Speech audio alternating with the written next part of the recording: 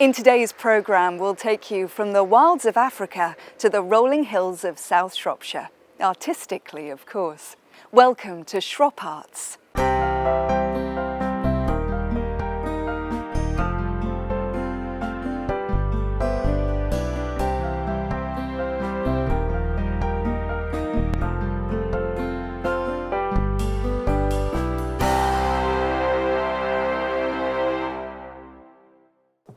You can never be sure what you'll see on a walk in the country. Wildlife artist and writer Ben Waddams is lucky enough to be able to regard exercising his dog as an important part of his work. What inspires you? Well, all you have to do is look around us to see what inspires me. It's the countryside and it's the wildlife. Anything just on a dog walk, you can see so much. It's so inspirational living here in Shropshire. So you're constantly spotting? Yeah, always having a look around, always looking for inspiration for my paintings, for reference material for both my art and for my writing. Well, your heart is in Shropshire, but you have a passion elsewhere. Yes, slightly further afield. I have a real passion for the dark continent, Africa. There's just so much exciting game there, big game. You know, you've got the big five there. It's a wonderful place for inspiration.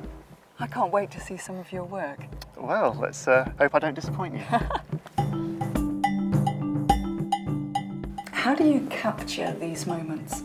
Well, each and every painting is kind of an amalgamation of photos and sketches. So I try and use both to come up with the final composition and the final painting. When you're painting, how do you feel?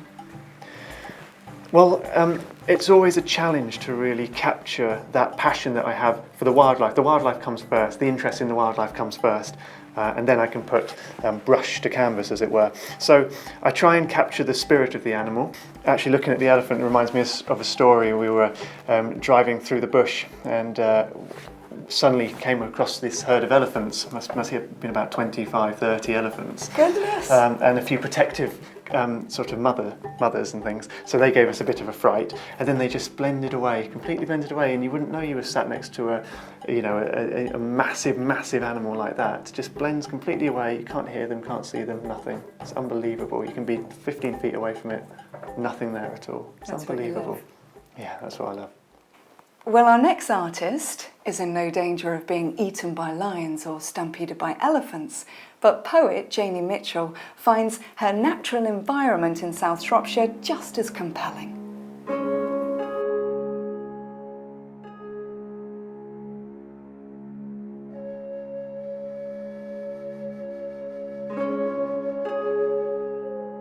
When I first moved back to Shropshire, I didn't think that I was going to end up writing about Shropshire. I thought it had either already been written by poets better than me, and I didn't think I was drawn to the bucolic as a subject matter.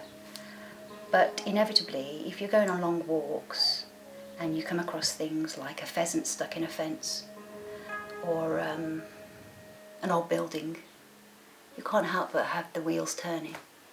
Christmas Eve walk to the Burrow in deep snow. This winter night is lighter out. I'm heavy with custom, stove smoke, goose grease, windows steamed blind. So I leave the children, the harassment of tinsel, the tyranny of sweetmeats. I started writing poetry as a child. I always tended to write about the underdog. And then I started to write songs, and I became a singer in my teens. And as I matured, and after I'd studied English at uni, I started to write poetry quite seriously. 10 steps out and it's like swimming. Swallowed clean, my Tracy raised in the trick of the white that's level to a pheasant's eye. And he and I, the only mistakes on this silent night. He heaves his Christmas pudding body above some hide, startled, barely flight. He lumbers straight into a fence, a scaly ankle ensnared, his fear tight. I get out of poetry the relief of being able to express myself, because you can't really justify why you write poems because very rarely does it pay your mortgage. But the motivating factor for me really is being able to make connections between seemingly disparate things. I close his crazing wings, stroke his petrol throat. Under his feathered illusion of fat, just bone. And wound from the wire, it stutters home. I suppose it has no meaning, this loving act. There's a certain magic to writing a good poem. You know when it's rubbish, because you keep taking out a full stop and putting in a semicolon. You sit on that for three weeks, you think, the full stop worked better. And when you've got to that level, you should really just shelve it. But you know when it's worked because there's not a word that you want to remove, and you really don't want to add anything either. The ditches of the fort are full of drifts, the vertical drama of ramparts doused, all the temperamental ground tempered, its misshapes and history unroused. There could be fish beneath me frozen in their ponds. I could be walking on a grave, a hoard, an abandoned baby. I'd never know. The snow unlearns everything. The spindly hawthorn hedges, mapping out the endless soulless white, are not the only guide for home. The way will not grow dark tonight. For a long time I tried to justify why I did it, because I was charged with the accusation that it was a waste of time. But I couldn't help it, and I can't help it, because if you're trying to make sense of the world and your place in it, for me, the words are the vehicle to do that.